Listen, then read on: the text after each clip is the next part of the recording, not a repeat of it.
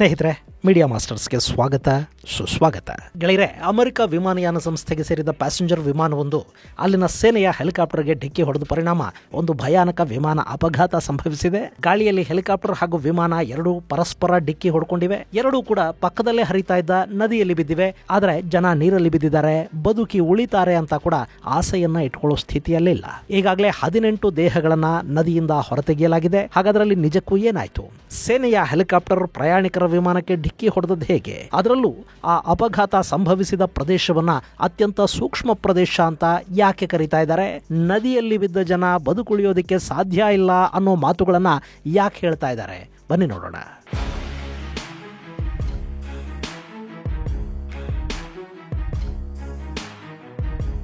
ಗೆಳೆಯರೆ, ಬುಧವಾರ ರಾತ್ರಿ ಅಮೆರಿಕದ ಕಾಲಮಾನದ ಪ್ರಕಾರ 9 ಗಂಟೆ ಸಮಯ ಆಗಿತ್ತು. ಅಂದ್ರೆ ಭಾರತೀಯ ಕಾಲಮಾನದ ಪ್ರಕಾರ ಗುರುವಾರ ಬೆಳಗ್ಗೆ ಸುಮಾರು 7:30 8 ಗಂಟೆ ಸಮಯ. ಅಮೆರಿಕದ ವಾಷಿಂಗ್ಟನ್ ವಿಮಾನ ನಿಲ್ದಾಣದಲ್ಲಿ PSAಗೆ ಸೇರಿದ ವಿಮಾನ ಲ್ಯಾಂಡ್ ಆಗಬೇಕಿತ್ತು. ಇನ್ನೇನಿನ್ನು ಕೆಲವೇ ನಿಮಿಷಗಳಲ್ಲಿ ವಿಮಾನ ಲ್ಯಾಂಡ್ ಆಗುತ್ತೆ ಅಂತ ಅದರಲ್ಲಿದ್ದವರು ಏರ್ಪೋರ್ಟ್ ಅಲ್ಲಿ ತಮಗಾಗಿ ಕಾಯ್ತಾ ಇದ್ದವರಿಗೆ ಸಂದೇಶವನ್ನು ಕೂಡ ಕಳುಹಿಸಿದ್ರು. ವಿಮಾನ 400 ಅಡಿ ಎತ್ತರದಲ್ಲಿತ್ತು. ಗಂಟೆಗೆ 140 ಮೈಲಿಗಳಷ್ಟು ಸ್ಪೀಡ್ ಅಲ್ಲಿತ್ತು. ಅಷ್ಟರಲ್ಲಿ ಆಕಾಶದಲ್ಲಿ ಒಂದು ಅನಾಹುತ ನಡೆದು ಅದು ಅಮೆರಿಕದ ಸೇನೆಗೆ ಸೇರಿದ ಬ್ಲಾಕ್ ಹಾಕ್ ಹೆಲಿಕಾಪ್ಟರ್ಗೆ ಡಿಕ್ಕಿ ಹೊಡಿತು. ಹಾಗೆ ಡಿಕ್ಕಿ ಸಂಭವಿಸಿದ ಕೂಡಲೇ ವಿಮಾನ ಹಾಗೂ ಹೆಲಿಕಾಪ್ಟರ್ ಎರಡೂ ಕೂಡ ಪಕ್ಕದಲ್ಲೇ ಹರಿತಿದ್ದ ಪೊಟೊಮ್ಯಾಕ್ ನದಿಗೆ ಬಿದ್ದಿವೆ. ಗೆಳೆಯರೆ, ನೀವಿಲ್ಲಿ ಮ್ಯಾಪ್ ಅಲ್ಲಿ ನೋಡ್ತಾ ಇದ್ರಲ್ಲ, ಇದು ಕನ್ಸಾಸ್. ಇಲ್ಲಿಂದ ಹೊರಟ ವಿಮಾನ ವಾಷಿಂಗ್ಟನ್ ಅನ್ನ ತಲುಪಿ ಅಲ್ಲಿ ರೀಗನ್ ಏರ್ಪೋರ್ಟ್ ಅಲ್ಲಿ ಲ್ಯಾಂಡ್ ಆಗಬೇಕಾಗಿತ್ತು. ನೀವಿಲ್ಲಿ ಮ್ಯಾಪ್ ಅಲ್ಲಿ ನೋಡ್ತಾ ಇದ್ರಲ್ಲ, ಇದು ರೀಗನ್ ಏರ್ಪೋರ್ಟ್. ಇಲ್ಲೇ ಪಕ್ಕದಲ್ಲಿ ಹರಿತಾ ಇರೋದು ಪೊಟೊಮ್ಯಾಕ್ ನದಿ. ಈ ಪೊಟೊಮ್ಯಾಕ್ ನದಿಗೆ ಒಂದು ಬದಿಯಲ್ಲಿ ರೀಗನ್ ಏರ್ಪೋರ್ಟ್ ಇದ್ರೆ ಮತ್ತೊಂದು ಬದಿಯಲ್ಲಿ ಅಮೆರಿಕದ ಸೇನೆಗೆ ಸೇರಿದ ಒಂದು ಏರ್ ಬೇಸ್ ಇದೆ. ಅಲ್ಲಿಂದ ತರಬೇತಿಗಾಗಿ ಹಾರಿದ ಹೆಲಿಕಾಪ್ಟರ್ ಈಗ ಅಪಘಾತಕ್ಕೆ ಕಾರಣವಾಗಿದೆ ಅಂತ ಹೇಳ್ತಾ ಇದ್ದಾರೆ. ಇನ್ನು ಇಲ್ಲಿ ಅಪಘಾತಕ್ಕೀಡಾದ ವಿಮಾನ ಹಾಗೂ ಹೆಲಿಕಾಪ್ಟರ್ ಎರಡೂ ಕೂಡ ಇದೇ ಪೊಟೊಮ್ಯಾಕ್ ನದಿಯಲ್ಲಿ ಬಿದ್ದಿವೆ.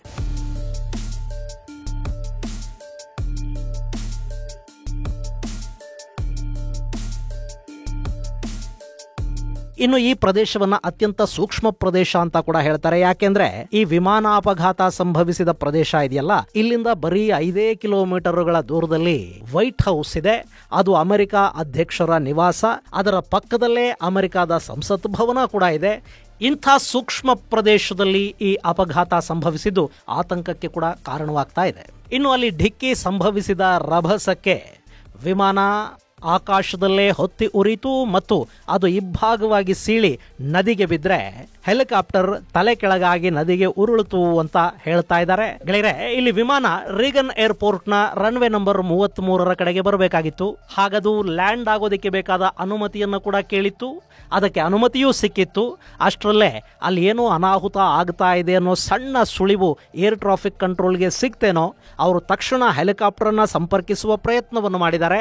ಹೆಲಿಕಾಪ್ಟರ್ ಅಲ್ಲಿ ಇದ್ದವರಿಗೆ ನಿಮಗೆ ವಿಮಾನ ಕಾಣ್ತಾ ಇದೆಯಾ ಅಂತ ಕೇಳಿದ್ದಾರೆ. ಅಲ್ಲಿಂದ ಉತ್ತರ ಬರೋ ಹೊತ್ತಿಗಾಗ್ಲೇ ಅಲ್ಲೊಂದು ದುರಂತ ಸಂಭವಿಸಿಬಿಟ್ಟಿದೆ. ಇನ್ನು ವಿಮಾನ ಅಪಘಾತಕ್ಕೀಡಾದ ಕೂಡಲೇ ವಿಮಾನ ಹಾಗೂ ಹೆಲಿಕಾಪ್ಟರ್ ಅಲ್ಲಿದ್ದ ಸಿಬ್ಬಂದಿ ಪಕ್ಕದಲ್ಲೇ ಹರಿತಿದ್ದ ನದಿಗೆ ಬಿದ್ದಿದ್ದಾರೆ. ಅದರ ಜೊತೆಗೆ ವಿಮಾನ ಹಾಗೂ ಹೆಲಿಕಾಪ್ಟರ್ನ ಅವಶೇಷಗಳು ಕೂಡ ನದಿಯಲ್ಲಿ ಬಿದ್ದಿವೆ. ಇದುವರೆಗೆ 18 ಮಂದಿಯ ದೇಹಗಳನ್ನ ಹೊರತೆಗೆಯಲಾಗಿದೆ. ಅಪಘಾತ ಸಂಭವಿಸಿದ್ದು ರಾತ್ರಿಯ ಹೊತ್ತಲ್ಲಿ ಮತ್ತು ಅಲ್ಲಿ ಭಯಾನಕ ಚಳಿ ಕೂಡ ಇದೆ. ಹೀಗಾಗಿ ಆ ಕತ್ತಲು ಚಳಿಯ ನಡುವೆ ಪರಿಹಾರ ಕಾಮಗಾರಿ ಸ್ವಲ್ಪ ಕಷ್ಟದಾಯಕ ಆಗ್ತಾ ಇದೆ ಅಂತ ಕೂಡ ಹೇಳ್ತಾ ಇದ್ದಾರೆ.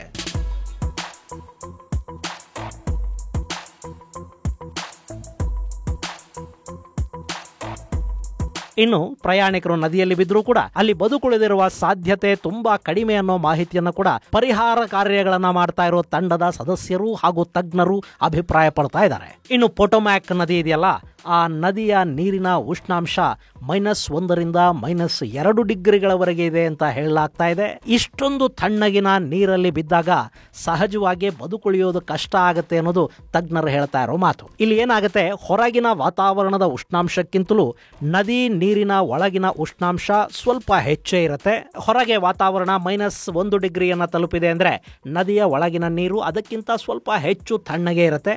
ಈ ನದಿಯ ನೀರಿಗೆ ಏಕಾಏಕಿ ಬಿದ್ದಾಗ ಮನುಷ್ಯ ಕೋಲ್ಡ್ ಶಾಕ್ಗೆ ತುತ್ತಾಗ್ತಾನೆ. ನೀವು ಸಹಜವಾಗಿ ಗಮನಿಸಿರಬೇಕು, ನಿಮ್ಮ ಮೇಲೆ ತಣ್ಣಗಿನ ನೀರು ಬಿದ್ದರೆ ಅಥವಾ ಅತ್ಯಂತ ತಣ್ಣಗಿನ ನೀರಿನ ಒಳಗೆ ನೀವಿಳಿದ್ರೆ ನಿಮಗೆ ಒಮ್ಮೆ ಉಸಿರು ಸಿಕ್ಕಾಕೊಂಡ ಥರದ ಅನುಭವ ಆಗುತ್ತೆ.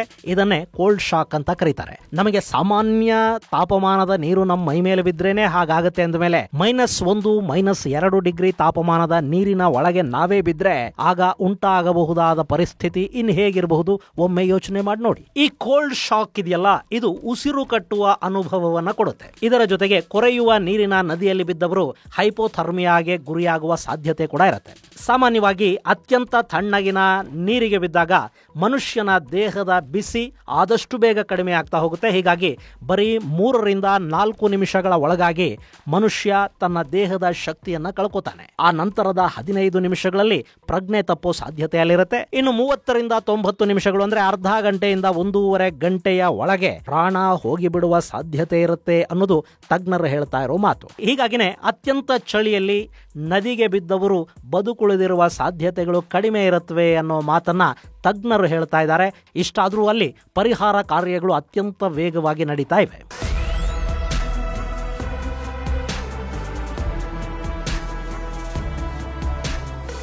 ಇನ್ನು ಈ ಅಪಘಾತದ ಮಾಹಿತಿ ಗೊತ್ತಾದ ಕೂಡಲೇ ಅಮೆರಿಕದ ಅಧ್ಯಕ್ಷ ಡೊನಾಲ್ಡ್ ಟ್ರಂಪ್ ತಾವೇ ಖುದ್ದು ಕ್ಷಣದ ಮಾಹಿತಿಯನ್ನು ತರಿಸ್ಕೊಳ್ತಾ ಇದ್ದಾರೆ. ಪರಿಹಾರ ತಂಡಗಳ ಜವಾಬ್ದಾರಿ ವಹಿಸಿರುವ ಅಮೆರಿಕದ ಅಧಿಕಾರಿಗಳ ಜೊತೆ ಸಂಪರ್ಕದಲ್ಲಿದ್ದಾರೆ. ಇನ್ನು ರೇಗನ್ ಏರ್ಪೋರ್ಟ್ಗೆ ಬರುವ ವಿಮಾನಗಳನ್ನ ಬೇರೆ ಬೇರೆ ವಿಮಾನ ನಿಲ್ದಾಣಗಳಿಗೆ ಡೈವರ್ಟ್ ಮಾಡಲಾಗಿದೆ.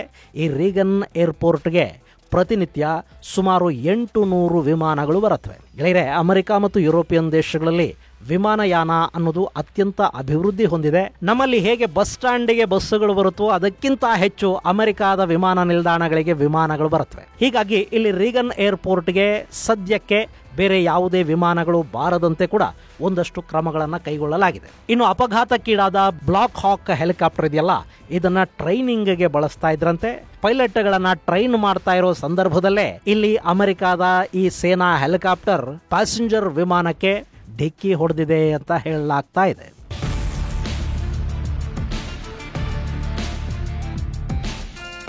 ಗೆಳೆಯರೆ, ಇದು ಅತ್ಯಂತ ದುರದೃಷ್ಟಕರ ಹಾಗೂ ದುರಂತ ಘಟನೆ. ಪಾಪ ತಮ್ಮ ಸಂಬಂಧಿಕರಿಗಾಗಿ ವಿಮಾನ ನಿಲ್ದಾಣದಲ್ಲಿ ಕಾಯ್ತಾ ಇದ್ದವರ ದುಃಖ ಮುಗಿಲು ಮುಟ್ಟಿದೆ. ಅಲ್ಲಿ ಒಟ್ಟು 69 ಮಂದಿಯಲ್ಲಿ ಈಗಾಗಲೇ 18 ಜನರ ಮೃತದೇಹಗಳನ್ನ ಹೊರತೆಗೆದಿದ್ದಾರೆ. ಇನ್ನುಳಿದವರು ಬದುಕಿರಲಿ ಅಂತ ಆಶಿಸೋಣ.